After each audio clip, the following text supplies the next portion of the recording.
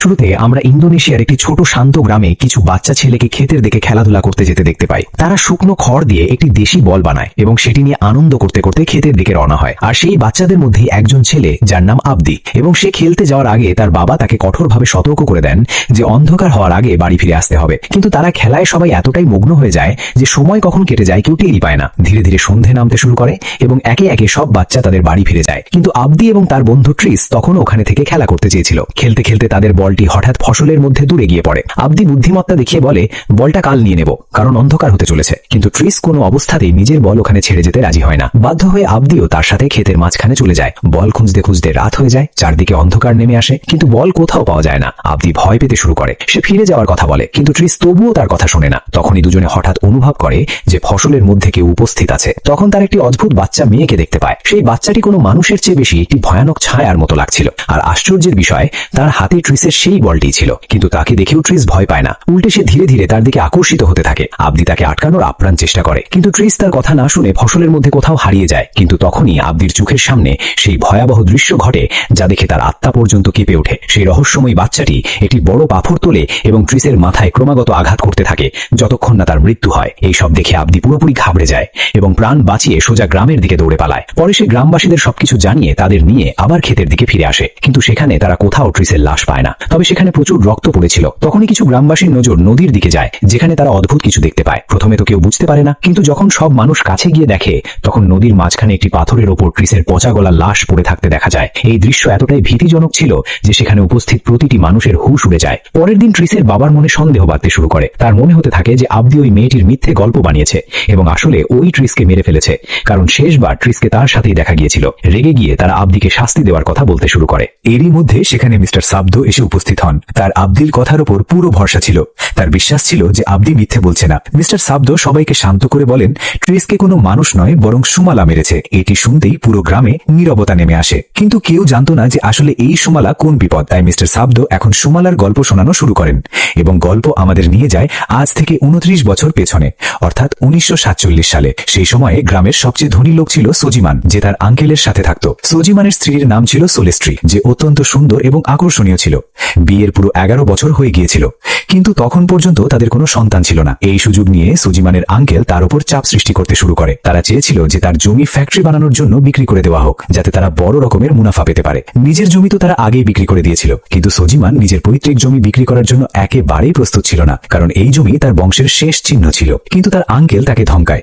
সে বলে যে এই জমি হাসুমকারা ফ্যামিলিরও বটে, আর সজিমানের কোনো সন্তান নেই, সেজন্য খুব শীঘ্রই এই জমি তাদের হাতে চলে আসবে। এই কথাগুলো সজিমানকে ভিতর থেকে ভেঙে দেয়। পরে সে একান্তে নিজের স্ত্রী সোলেস্ট্রির সাথে কথা বলে। সে সময় সে বেশ রেগেছিল। সে নিজের স্ত্রীকে পরিষ্কার বলে দেয় যে যদি 1 বছরের মধ্যে সন্তান না হয় তবে আমি দ্বিতীয় বিয়ে করে নেব, কারণ আমি নিজের পৈতৃক জমি কোনো মূল্যে হারাতে চাই না। এটি শুনে সোলেস্ট্রি পুরোপুরি ভেঙে পড়ে। কাঁদবে কাঁদবে সে ঘর থেকে বাইরে চলে যায়। ঘরের বাইরে তৈরি একটি ছোট শেডে দুজন শ্রমিক নিজেদের মধ্যে কথা বলছিল। অজান্তেই তাদের কথাবার্তা সোলেস্ট্রির কান পর্যন্ত পৌঁছায়। তাদের কথা থেকেই সে বয়স্ক মহিলা তুকিনা সম্পর্কে জানতে পারেন। তিনি এমন একজন মহিলা যিনি যে কোনো মহিলাকে গর্ভবতী করতে পারতেন, কিন্তু তার ব্যবহৃত কালো জাদু ও আচার অনুষ্ঠানকে অত্যন্ত ভয়ঙ্কর বলে মনে করা হতো। এইসব জানার পর সোলেস্ট্রি একটি বড় এবং ঝুঁকিপূর্ণ সিদ্ধান্ত নেয়। সে নিজের বাড়িতেই কাজ করা আন্টি স্যামের সাথে তুকিনার কাছে যাওয়ার কথা ভাবে। কিন্তু তুকিনার বাড়ি পর্যন্ত পৌঁছানো সহজ ছিল না। ওখানে যাওয়ার জন্য একটি নদী পার করতে হতো, আর এই কাজ শুধু ইয়ান্তো নামের এক লোকই করত। ইয়ান্তো 2 মহিলাকে নৌকায় করে নদী পার করিয়ে দেয় এবং তাদের তুকিনার বাড়ির কাছে ছেড়ে দেয়। তুকিনার বাড়ির ভেতরে সোলেস্ট্রি একা যায়। ভেতরের পরিবেশ অদ্ভুত এবং ভীতিজনক ছিল, আর তুকিনা তাকে আগেই সতর্ক করে দেয় যে তার শক্তি একেবারেই সাধারণ নয়। তুকিনা পরিষ্কার বলে যে সে কালো জাদু ব্যবহার করে এবং এই ক্ষমতা সে সরাসরি শয়তানি শক্তির কাছ থেকে পেয়েছে। সে সোলেস্ট্রিকে গর্ভবতীও করতে পারে, কিন্তু এর বদলে তাকে শয়তানের সাথে একটি ভয়ানক চুক্তি করতে হবে। এই চুক্তি অনুযায়ী সোলেস্ট্রির যমজ কন্যা সন্তান হবে। তাদের মধ্যে একজন হবে মানুষের মেয়ে, যে অত্যন্ত সুন্দর, নিষ্পাপ এবং দয়ালু হবে, কিন্তু অন্যজন শয়তানের মেয়ে হবে, যে দেখতে কুৎসিত এবং স্বভাবে অত্যন্ত বিপজ্জনক হবে। শর্ত এই ছিল যে সোলেস্ট্রিকে 2টি বাচ্চাকেই 10 বছর পর্যন্ত সমান ভালোবাসা এবং যত্নের সাথে বড় করতে হবে। 10 বছর পূর্ণ হতেই শয়তান নিজের মেয়েকে ফেরত নিয়ে যাবে এবং সোলেস্ট্রি নিজের ভালো মেয়ের সাথে শান্তিতে জীবন কাটাতে পারবে। কিন্তু একটি কঠোর সতর্কবার্তাও ছিল, যদি সোলেস্ট্রি শয়তানের মেয়েকে সামান্যতম ক্ষতিও পৌঁছায় তবে তার পুরো বংশ ধ্বংস হয়ে যাবে এবং তার ঘর পুরোপুরি উজাড় হয়ে যাবে। সোলেস্ট্রি ভয় অবশ্যই পেয়ে যায়, কিন্তু তার কাছে আর কোনো উপায় ছিল না। মা হওয়ার ইচ্ছায় সে এই শয়তানি চুক্তির জন্য হ্যাঁ করে দেয়। এরপর তুকিনা একটি ভয়াবহ রিচুয়াল শুরু করে। সে কারোর রক্তে অদ্ভুত অদ্ভুত জিনিস মেশায় এবং সেই মিশ্রণ সোলেস্ট্রিকে পান করার জন্য দেয়। সাথে সে ক্রমাগত নিচু স্বরে মন্ত্র বিড়বিড় করতে থাকে। হঠাৎ সোলেস্ট্রির শরীর শক্ত হতে শুরু করে, তার হাড় মটমট করতে থাকে এবং তার শরীর অদ্ভুতভাবে মুচড়ে যেতে থাকে। কিছুক্ষণের মধ্যেই তার পেট অস্বাভাবিকভাবে ফুলতে শুরু করে এবং এরই সাথে পুরো রিচুয়াল শেষ হয়ে যায়। রিচুয়াল শেষ হওয়ার পর তুকিনা তাকে জানায় যে 2 মাসের মধ্যে সে গর্ভবতী হয়ে যাবে। সে মনে মনে খুশিও হয়, কিন্তু ঠিক ততটাই ভীত ছিল। 2 মাস পর পরীক্ষার পর মহিলা ডাক্তার জানায় যে সোলেস্ট্রির পেটে 2টি বাচ্চা আছে, অর্থাৎ সোলেস্ট্রি প্রেগনেন্ট। এই খবর শুনতেই সোজিমান খুশিতে মেতে ওঠে। বছরের পর বছর ধরে চলা অপেক্ষা অবশেষে শেষ হয়েছিল। সে নিজের খুশি নিজের স্ত্রীর সাথে ভাগ করে নেয় এবং দুজনে মিলে নিজেদের বাচ্চাদের নামও স্থির করে নেয়, সুমালা এবং কুমালা। এরপর সে নিজের সিপাহী সুকিরকে আদেশ দেয় যে এই সুখবর পুরো গ্রামে ছড়িয়ে দেওয়া হোক। এরপর আমাদের দেখানো হয় যে সোজিমান অত্যন্ত গর্ব এবং ধুমধামের সাথে সোলেস্ট্রির বেবি শাওয়ার সেরিমনি করে, যাতে সে পুরো গ্রামকে নিমন্ত্রণ করে এবং উৎসব পালন করে। রাতের গভীর অন্ধকারে সোলেস্ট্রি প্রেগন্যান্সির ব্যথা সহ্য করছিল। আন্টি স্যাম সোজিমানকে সান্ত্বনা দিয়ে বলে, আপনি চিন্তা করবেন না, আমরা সব সামলে নেব। এরই মধ্যে ঘড়িতে রাত 12টা বাজে। ব্যথায় কোকিয়ে ওঠা সোলেস্ট্রি হঠাৎ নিজের ঘরে কোনো অদ্ভুত উপস্থিতির আভাস পেতে শুরু করে, যেন কোনো শয়তানি ছায়া চেয়ারে বসে তার বাচ্চার জন্মের অপেক্ষা করছে। কিছুক্ষণ পর প্রথম বাচ্চা জন্ম নেয়, কিন্তু সে একেবারেই শান্ত থাকে, না কান্না না কোনো নড়াচড়া। আন্টি স্যামের মনে হয় যে বাচ্চাটি বেঁচে নেই, কিন্তু সে সোলেস্ট্রিকে কিছু জানায় না এবং তাকে দ্বিতীয় বাচ্চার জন্ম দেওয়ার জন্য সাহস যোগায়। কিছুক্ষণ পর দ্বিতীয় বাচ্চা জন্ম নেয়। এই শব্দ শুনে সুজিমান তখনই ঘরের ভেতরে আসে। সবচেয়ে প্রথমে তার নজর সেই বাচ্চার উপর পড়ে যা শান্ত পড়েছিল এবং সে তাকে মৃত ভেবে ভেতর থেকে পুরোপুরি ভেঙে পড়ে। কিন্তু যেমনই তার নজর দ্বিতীয় বাচ্চার উপর পড়ে, তার রাগ আরো চড়ে যায়। সে তখনই বুঝতে পারে যে এটি কোনো সাধারণ বাচ্চা নয়। সোজিমানের ধৈর্যের বাঁধ ভেঙে যায়। রেগে গিয়ে সে বাইরে থেকে একটি বড় ছুরি নিয়ে আসে এবং সেই বিকৃত বাচ্চাকে মারার জন্য হাতে তুলে নেয়। সোলেস্ট্রি তাকে আটকানোর আপ্রাণ চেষ্টা করে, কারণ সে জানত যে সে শয়তানের সাথে কি চুক্তি করেছে। কিন্তু সোজিমানকে এই চুক্তি সম্পর্কে কিছুই জানা ছিল না। আর রাগে অন্ধ হয়ে সে ছুরিটি সরাসরি সেই বাচ্চার গায়ে বসিয়ে দেয় এবং সেই মুহূর্তেই সেই বাচ্চার মৃত্যু হয়। তখনই হঠাৎ সেই প্রথম বাচ্চাটি, যে এতক্ষণ একেবারেই শান্ত ছিল, জোরে জোরে কাঁদতে শুরু করে। খুশিতে সে তখনই গ্রামবাসীদের এই সুখবর শোনানোর জন্য বলে। এরপর গল্প 3 বছর এগিয়ে যায়, অর্থাৎ 1950 সালে যে বাচ্চাটি বেঁচে ছিল তার নাম রাখা হয় কুমালা। কিন্তু সে জন্ম থেকেই শরীরের বাঁ দিক থেকে বিকৃত ছিল। 3 বছর বয়স হওয়া সত্ত্বেও সে ঠিক করে বলতে পারত না, আর না নিজের পায়ে হাঁটতে পারত। এখন প্রায় 5 বছর পরের দৃশ্য আমরা দেখি। কুমালা উঠোনে নিজের সাইকেল নিয়ে খেলছিল। তখনই সোলেস্ট্রি তাকে খেলতে বারণ করে, কিন্তু হঠাৎ কুমালার রেগে তার উপর চিৎকার করতে শুরু করে। এসব সোজিমান নিজের চোখে দেখছিল। সে রাগ আর কষ্টে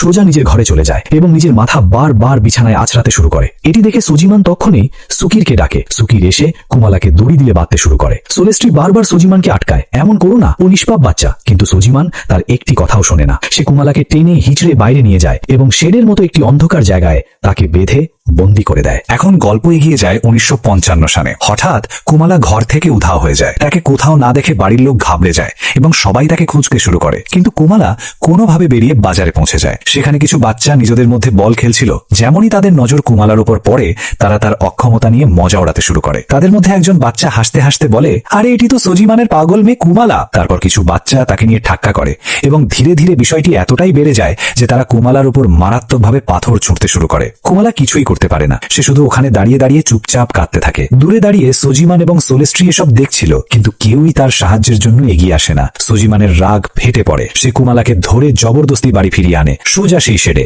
এবং তারপর সুকিরের কাছে নিজের চাবুক চেয়ে পাঠায়। আসলে সোজিমান কুমালাকে অনেকবার বাইরে যেতে বারণ করেছিল, কিন্তু আজও সে লুকিয়ে বাজারে চলে যায়। আন্টি স্যাম, যে কুমালাকে সত্যি খুব ভালোবাসত, বারবার সোজিমানের কাছে অনুনয় বিনয় করে, ওকে মারবেন না, ও বাচ্চা। সোলেস্ট্রিও তাকে আটকানোর চেষ্টা করে, কিন্তু সোজিমান কারোর কথাই শোনে না। কিছুক্ষণ পর আন্টি স্যাম তার ক্ষতগুলোতে ওষুধ লাগিয়ে দিচ্ছিল এবং কুমালা শুধু ফুপিয়ে ফুপিয়ে কাঁদছিল। সেই বেচারি তো এটাও বুঝতে পারছিল না যে আসলে তার ভুলটা কি ছিল। তাকে শান্ত করার জন্য আন্টি স্যাম ভালোবেসে তাকে পিয়ানো বাজাতে বলে। তারপর সে তাকে একটা পুতুল দেয় যা সে শুধু কুমালার জন্যই নিজের হাতে বানিয়েছিল। আসলে সেই পুতুলটি কুমালার 8ম জন্মদিনের উপহার ছিল। পুতুলটি দেখেই হয়তো প্রথমবার কুমালার মুখে মন থেকে হাসি ফোটে। সেই রাতে কুমালা নিজের পুতুলটিকে বুকে জড়িয়ে ঘুমাচ্ছিল। তখনই তার ঘরের আলমারির দিক থেকে হালকা হালকা চলাফেরার আওয়াজ আসতে শুরু করে এবং তারপর কেউ নিচু স্বরে বারবার তার নাম ডাকে, কুমালা, কুমালা। তখনই সে সেখানে একটা মেয়েকে দেখতে পায়। একেবারে তার মতো দেখতে। সে তার যমজ বোন সুমালা, যাকে জন্ম হতেই সোজিমান মেরে ফেলেছিল। সে এটাও বলে যে তাকে শুধু এই জন্য মেরে ফেলা হয়েছিল কারণ সে সুন্দর ছিল না। শুরুতে কুমালা তার আত্মাকে দেখে ভয় পেয়ে যায়, কিন্তু সুমালা তার সাথে খুব মিষ্টি করে কথা বলে। সে তাকে ভরসা যোগায় যে সে তার কোনো ক্ষতি করবে না, বরং সব সময় তাকে রক্ষা করবে, কারণ সে তার বোন, আর বোনেরা একে অপরের কখনো ক্ষতি করে না।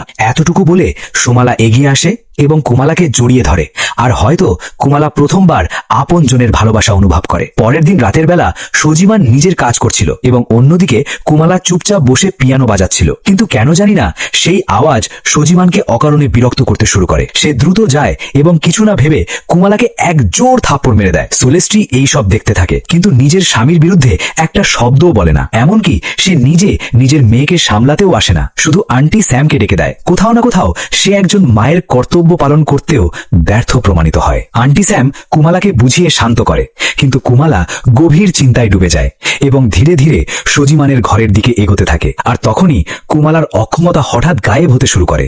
সে হঠাৎ সোজা হয়ে দাঁড়িয়ে পড়ে। সোজিমান এটি দেখে স্তম্ভিত হয়ে যায়। সে কিছু বুঝে ওঠার আগেই কুমালা পাশে পড়ে থাকা একটি পেন তোলে এবং সরাসরি তার হাতে গেঁথে দেয়। সোজিমান যন্ত্রণায় চিৎকার করে ওঠে, কিন্তু আসল সত্য অন্য কিছু ছিল। এই হামলা কুমালা নিজের ইচ্ছায় করেনি, এই সব সুমালা তাকে দিয়ে করাচ্ছিল। এই ঘটনার পর রাগে পাগল সোজিমান কুমালাকে শাস্তি দেওয়ার জন্য তাকে খেতে নিয়ে যায় এবং একটি ক্রসের উপর বেঁধে কড়া রোদে ঝুলিয়ে দেয়। কুমালা নিজের মা সোলেস্ট্রির কাছে সাহায্যের আকুতি জানায়, কিন্তু সোলেস্ট্রি কিছু বলে না এবং চুপচাপ সেখান থেকে চলে যায়। নিজের মায়ের এই উদাসীনতায় কুমালার মনে রাগ এবং ঘৃণা আরো গভীর হয়ে ওঠে। সেই রাতে যখন সোলেস্ট্রি, সোজিমান এবং কুমালা একসাথে বসে খাবার খাচ্ছিল, তখনই হঠাৎ কুমালার ওপর সুমালার আত্মা ভর করে। কুমালা অদ্ভুত আচরণ করতে শুরু করে, ডাইনিং টেবিলের ওপর উঠে পড়ে এবং একটি ভীতিজনক হাসির সাথে সেখানেই প্রস্রাব করে দেয়। এটি দেখে সোজিমানের মাথা খারাপ হয়ে যায়। সে তখনই সুকিরকে আদেশ দেয়, কিন্তু তখনই কুমালা হঠাৎ সুকিরের ওপরই হামলা করে বসে। এই সময় সোলেস্ট্রির নজর কুমালার আয়নায় দেখা যাওয়া প্রতিবিম্বের উপর পড়ে, যেখানে সে কুমালার সাথে সুমালার আত্মাকেও দেখতে পায়। এটি দেখে সোলেস্ট্রির পায়ের তলা থেকে মাটি সরে যায়। তখনই কুমালা বাইরে পালিয়ে যায়। ভয়ের চোটে সোলেস্ট্রিও তার পিছু পিছু বাইরের দিকে দৌড়ায়। বাইরে গিয়ে সে যা দেখে সেই দৃশ্য আরো বেশি ভীতিজনক ছিল। কুমালা মুরগিগুলোকে মেরে তাদের কাঁচা মাংস চিবিয়ে খাচ্ছিল। এই দৃশ্য পুরোপুরিভাবে গায়ে কাঁটা দেওয়ার মতো ছিল। পরের দিন যখন কুমালার একটু হুঁশ আসে, তখন আন্টি স্যাম তার সাথে ভালোবেসে কথা বলে এবং জিজ্ঞেস করে যে সে এমন আচরণ কেন করছে। তখন কুমালা তাকে পুরো সত্যিটা জানিয়ে দেয়। সুমালার আত্মা আছে যে সব সময় তার সাথে থাকে এবং সেই এই সব কিছু করছে। এই সমস্ত কথা বাইরে দাঁড়িয়ে সোলেস্ট্রি চুপচাপ শুনে নেয়। তখনই সে অনুভব করে যে শয়তানের সাথে করা চুক্তি ভেঙে সে খুব বড় ভুল করে ফেলেছে। ঘাবড়ে গিয়ে সে তখনই তুকিনার কাছে যাওয়ার সিদ্ধান্ত নেয়। আন্টি স্যামও তাকে যেতে দেখে নেয়। সে নিজের ছেলে সাবদোকে বলে যে সে যেন কিছুক্ষণ কুমালার খেয়াল রাখে এবং নিজে সোলেস্ট্রির পেছনে রওনা হয়। বন্ধুরা, আপনারা যদি আন্টি স্যামের ছেলের নামের উপর খেয়াল করে থাকেন, তবে তার নামও সাবদোই, আর গ্রামবাসীদের যে এই পুরো গল্পটা শোনাচ্ছে তার নামও সাবদো। অর্থাৎ আন্টি স্যামের ছেলেই গ্রামবাসীদের এই পুরো গল্প শোনাচ্ছে, মানে এই পুরো গল্পটি তারই চোখে দেখা সত্য। আবার গল্পে ফিরে আসি। সোলেস্ট্রি সোজা মিস্টার ইয়ান্তোর কাছে যায় এবং তাকে বলে যে তাকে নৌকায় করে তুকিনার কাছে নিয়ে চলুক, কিন্তু ইয়ান্ত তাকে জানায় যে তুকিনার তো গত মাসেই মৃত্যু হয়েছে। এটি শুনতেই সোলেস্ট্রি পুরোপুরি ভেঙে পড়ে, কারণ তুকিনা ছাড়া তার সাহায্য করার মতো তখন আর কেউ বেঁচে ছিল না। ঘাবড়ে গিয়ে সোলেস্ট্রি আন্টি স্যামকে সবকিছু সত্যি জানিয়ে দেয়। এই সত্য শুনে আন্টি স্যামও মারাত্মকভাবে ভয় পেয়ে যায়। এরপর গল্প এক বছর এগিয়ে যায়, অর্থাৎ 1956 সাল। এখন পরিস্থিতি আগের চেয়েও বেশি খারাপ হয়ে গিয়েছিল। কুমালার সাথে এখন আরো বেশি দুর্ব্যবহার করা হচ্ছিল। আমরা দেখি যে সুকি তাকে শেডে নিয়ে গিয়ে দড়ি দিয়ে শক্ত করে বেঁধে দেয় এবং বাইরে থেকে তালাও লাগিয়ে দেয়। আন্টি স্যাম ক্রমাগত সুজিমানকে এমন না করার জন্য আকুতি জানাতে থাকে, কিন্তু সুজিমানের মনে হয় যে কুমালা দিন দিন আরো বেশি বুনো হয়ে যাচ্ছে এবং এখন সে সবার উপর হামলাও করতে শুরু করেছে। সেই কারণে সে তাকে মুক্ত করতে পরিষ্কার অস্বীকার করে দেয়। আন্টি স্যাম শেডের বাইরে দাঁড়িয়েই কুমালার সাথে কথা বলে, তাকে বোঝায়, তাকে সান্ত্বনা দেয় এবং ভরসা যোগায় যে সে যেমনই হোক না কেন সে সব সময় তাকে ভালোবাসবে। পরের দিন সেই বাচ্চারা আবার আসে যারা আগে বাজারে কুমালাকে উত্ত্যক্ত করেছিল। তারা তাকে বল খেলার বাহানায় নিচে ডাকে। তাদের মধ্যে একটি ছেলে তাকে প্রতিবন্ধী বলে খেপায় এবং তারপর সবাই মিলে তাকে আবার মারতে শুরু করে। এটি দেখে আন্টি স্যাম দৌড়ে বাচ্চাদের তাড়াতে আসে। কুমালা ফুপিয়ে কাঁদতে থাকে। তখনই তার নজর নিজের বাবা মায়ের উপর পড়ে, যারা দূরে দাঁড়িয়ে সবকিছু দেখছিল, কিন্তু তবুও তারা তার সাহায্য করে না এবং এখান থেকেই কুমালার মনে নিজের বাবা মায়ের জন্য ঘৃণার জন্ম হয়। সেই রাতে কুমালাকে আবার শেডে বেঁধে রাখা হয়। ডিনার করার সময় সোলেস্ট্রির বারবার মনে হয় যে শেডে কিছু গড়বড় আছে, কিন্তু সোজিমান তাকে মনের ভুল বলে সেখানে যেতে বাধা দেয়। অথচ বাস্তবতা অন্য কিছুই ছিল। সেই সময় কুমালা নিজেকে মুক্ত করে ফেলেছিল এবং এখন একেবারে সাধারণ মানুষের মতো হাঁটছিল। এর মানে পরিষ্কার ছিল যে কুমালার আত্মা তার উপর আবার ভর করেছে। কুমালা পাশে রাখা একটি সিন্দুকের কাছে যায়, সেটি খোলে এবং তা থেকে একটি ছুরি বের করে নেয়। এই সময়ে আমরা সুপ্রিকে দেখি, সেই ছেলেটি যে আগে কুমালাকে মারধরকারীদের মধ্যে সামিল ছিল। সে সজিমানের বাড়ির কাছে থাকা কুয়ো থেকে জল নিতে আসে। তখনই ঝোপের পেছন থেকে কারোর হাঁটার হালকা আওয়াজ আসে। সুপ্রি ঘাবড়ে গিয়ে পেছনে ফিরে দেখে হঠাৎ ঝোপ থেকে কুমালা বাইরে বের হয় এবং তার ঠিক পেছনে কুমালার আত্মা দাঁড়িয়ে থাকে। এই দৃশ্য দেখে সুপ্রির হুঁশ উড়ে যায়। সে পালানোর চেষ্টা করে, কিন্তু তখনই কুমালা তাকে ধরে ফেলে এবং তার উপর আঘাত করে তাকে নির্মমভাবে মেরে ফেলে। এরপর আমরা শুক্র এবং কারিওকে কোথাও যেতে দেখি। তাদের বিন্দুমাত্র ধারণা ছিল না যে কেউ তাদের উপর নজর রাখছে। তখনই গাছে বসে থাকা কুমালা হঠাৎ ওপর থেকে শুক্রর ওপর পাথর ছোড়ে। শুক্র সেখানেই শেষ হয়ে যায়। কারিও কিছু বুঝে ওঠার আগেই কুমালা নিচে লাফিয়ে পড়ে এবং তাকেও নির্মমভাবে মেরে ফেলে। পরের দিন সকালে পুরো গ্রামে হইচই পড়ে যায়। লোকজন নিখোঁজ হওয়া বাচ্চাদের খুঁজতে বের হয়, কিন্তু না বাচ্চারা পাওয়া যায় আর না তাদের লাশ। ভয় এতটাই বেড়ে যায় যে গ্রামবাসীরা সিদ্ধান্ত নেয় যে পরের দিন পাশের গ্রামেও খোঁজ করা হবে। ততক্ষণের জন্য সমস্ত বাচ্চাদের কড়া নির্দেশ দিয়ে দেওয়া হয় যে সূর্য ডোবার পর কেউ ঘরের বাইরে বের হবে না। এদিকে জোনো এবং তার বাকি বন্ধুরা নিজেদের মধ্যে কথা বলছিল। তাদের মনে হয় যে হয়তো সুপ্রি, শুক্র এবং কারিও কোনো মজা করছে এবং 3 দিন ধরে শুধু বল নিয়ে কোথাও লুকিয়ে আছে। তখনই ঘরের বাইরে কুমালা আসে এবং দরজার কাছে চুপচাপ একটি বল রেখে চলে যায়, যেন তাদের ঠাট্টা করছে। জোনো এবং বাকি বাচ্চারা এটি দেখে আবার তাকে উত্ত্যক্ত করার পরিকল্পনা বানায়। তখন হাসতে হাসতে ধীরে ধীরে তার কাছে এগোতে থাকে, কিন্তু তারা কি জানতো যে কুমালার উপর আগেই সুমালার আত্মা ভর করেছিল। হঠাৎ সে তাদের উপর ঝাঁপিয়ে পড়ে। সবকিছু কিছু মুহূর্তের মধ্যে বদলে যায়। সে একে একে সবাইকে মৃত্যুর মুখে ঠেলে দেয় এবং সব শেষে সে জোনোর উপর হামলা করে তার গলা কেটে দেয় এবং তার মাথাটি কোনো ট্রফির মতো বাতাসে তুলে ধরে। পরের দিন সকালে আন্টি স্যাম যখন কুয়ো থেকে জল তুলছিল, তখন সে জলে রক্ত দেখতে পায়, যা দেখে সে বেশ ঘাবড়ে যায়। সে তখনই সুকিরকে ডাকে। যখন সুকির কুয়োটি পরীক্ষা করে, তখন ভেতর থেকে সুপ্রির লাশও পাওয়া যায়। অন্যদিকে গ্রামবাসীরাও শুক্র এবং কারিওর লাশ পাতার নিচে পড়ে থাকতে পায় এবং তাদের কাছেই কুমালার পুতুলটি পড়েছিল। সাথে সাথে তারা বাকিদের লাশ ক্ষেতের কাছে পায়। এখন লাশের কাছে কুমালার পুতুল পাওয়ার কারণে গ্রামবাসীদের সন্দেহ হতে শুরু করে যে এই সব সজিমানেরই কীর্তি। সেই জন্য সবাই মিলে সজিমানের বাড়ি যায়। গ্রামবাসীদের সজিমানের পাশাপাশি কুমালার উপরও সন্দেহ ছিল, কারণ কুমালার অদ্ভুত আচরণ সম্পর্কে গ্রামবাসীরা আগে থেকেই জানত। যার জবাবে সজিমান গ্রামবাসীদের কাছে পরিষ্কার প্রমাণ চায়, কিন্তু তাদের কাছে কোনো পোক্ত প্রমাণ ছিল না, শুধু সেই সামান্য পুতুলটি ছাড়া। এখন সজিমান গ্রামের সবচেয়ে ধনী এবং প্রভাবশালী ব্যক্তি ছিল, তাই গ্রামবাসীরা তার সাথে বেশি তর্কও করতে পারে না এবং বাধ্য হয়ে সবাই চুপচাপ ফিরে যায়। কিন্তু তাদের চলে যাওয়ার পর সজিমান নিজেও গভীর দ্বিধায় পড়ে যায়। সে বুঝতে পারে না যে এই সব সত্যি কুমালা করেছে কিনা, আর এই বিষয়টি তাকে আরো অস্থির করে তোলে। এই দ্বিধার মধ্যেই সে সোলেস্ট্রির সাথে শেডের দিকে যায়। সেখানে পৌঁছে তারা দেওয়ালে একটি বড় গর্ত দেখতে পায়, যা বস্তা দিয়ে ঢাকা ছিল। অর্থাৎ কুমালা রাতে এই পথেই বাইরে বেরিয়েছিল। এখন সজিমানের বিশ্বাস হতে শুরু করে যে গ্রামে মারা যাওয়া সমস্ত বাচ্চা কুমালার হাতেই মারা গেছে। কিন্তু তখনই সোলেস্ট্রি তাকে সত্যিটা জানায়। সে কাপা গলায় বলে এই সব কুমালা নয়, বরং সুমালার আত্মা তাকে দিয়ে করিয়েছে। সে সজিমানকে সেই শয়তানের চুক্তির কথাও জানায়,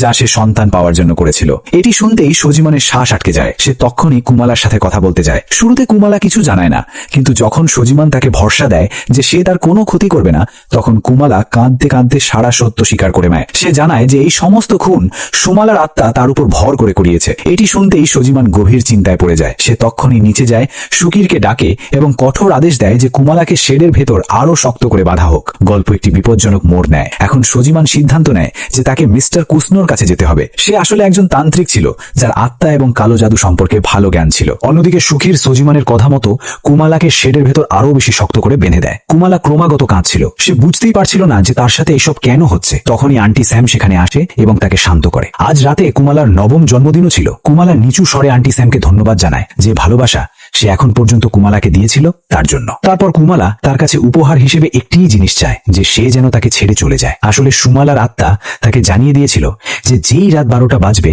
সে পুরোপুরি তার উপর ভর করবে এবং সবার থেকে নিজের মৃত্যুর বদলা নেবে। কুমালা চাইতো না যে তার উপর ভর করার পর সে আন্টি স্যাম বা তার ছেলে সাবদোর কোনো ক্ষতি করে ফেলে। শুরুতে আন্টি স্যাম যেতে অস্বীকার করে দেয়, কিন্তু কুমালার জোর করায় সে অবশেষে ভেঙে পড়ে এবং নিজের ছেলে সাবদোকে নিয়ে সেখান থেকে চলে যায়। রাস্তায় সাবদো ক্রমাগত জিজ্ঞেস করতে থাকে, মা, আমরা হঠাৎ সজিমানের বাড়ি কেন ছাড়ছি? কিন্তু আন্টি স্যাম কিছু জানায় না এবং তাকে নিয়ে সেখান থেকে চলে যায়। অন্যদিকে সজিমান মিস্টার কুসনোর কাছে পৌঁছে গিয়েছিল। সে তাকে সমস্ত সত্য জানিয়ে দেয়। কুসনো কিছু তান্ত্রিক ক্রিয়া করে এবং তার মাধ্যমেই সে তুকিনা দ্বারা করা সেই রিচুয়াল সম্পর্কে জানতে পারে। তারপর সজিমানকে জানায়, তুমি শয়তানের মেয়েকে মেরে খুব বড় ভুল করেছো। সুজিমান তখনই জিজ্ঞেস করে, তাহলে এখন আমি কুমালাকে বাঁচানোর জন্য কি করব? তখনই হঠাৎ কুষ্ণুর চোখ পুরোপুরি সাদা হয়ে যায়। হয়তো তার ভেতরেও কোনো আত্মার প্রবেশ ঘটেছিল। সে বলে, শয়তান নিজের বাচ্চার মৃত্যুতে অত্যন্ত রেগে আছে, আর আজ রাতে সুমালা সব সময়ের জন্য কুমালার শরীরের ওপর ভর করবে। আর যদি তাকে আটকানো না যায় তবে মহাপ্রলয় এসে যাবে। হুশ আসতেই কুষ্ণ সজিমানকে একটি বিশেষ ছুরি দেয়,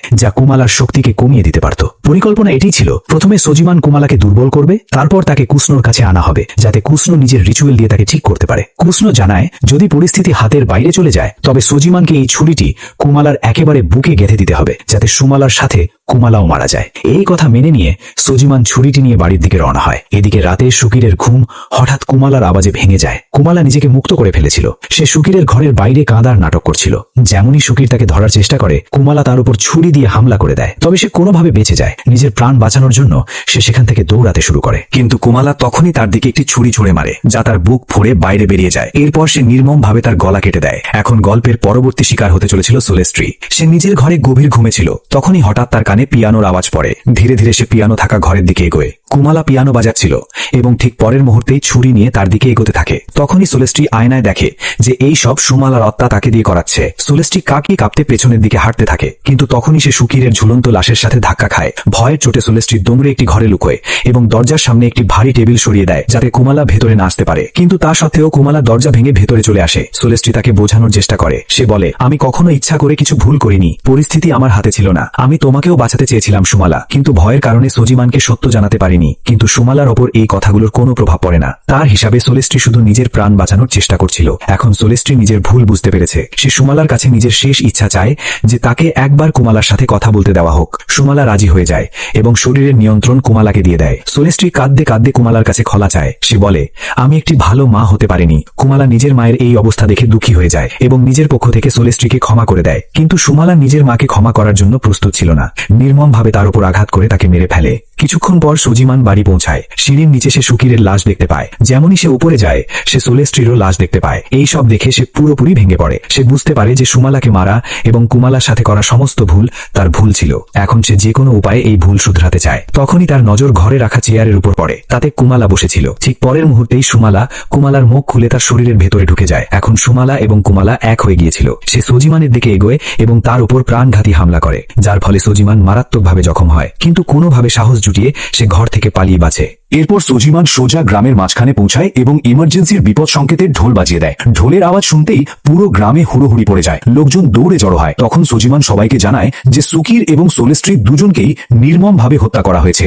এটি শুনতেই গ্রামবাসীরা ঘাবড়ে যায় এবং তখনই সজিমানের সাথে তার বাড়িতে পৌঁছে যায়। সোলেস্ট্রি এবং সুকিরের লাশ পড়েছিল, কিন্তু কুমালা সেখানে উপস্থিত ছিল না। সজিমান গ্রামবাসীদের বলে, যে কোনো মূল্যে কুমালাকে জীবিত খুঁজে বের করতে হবে।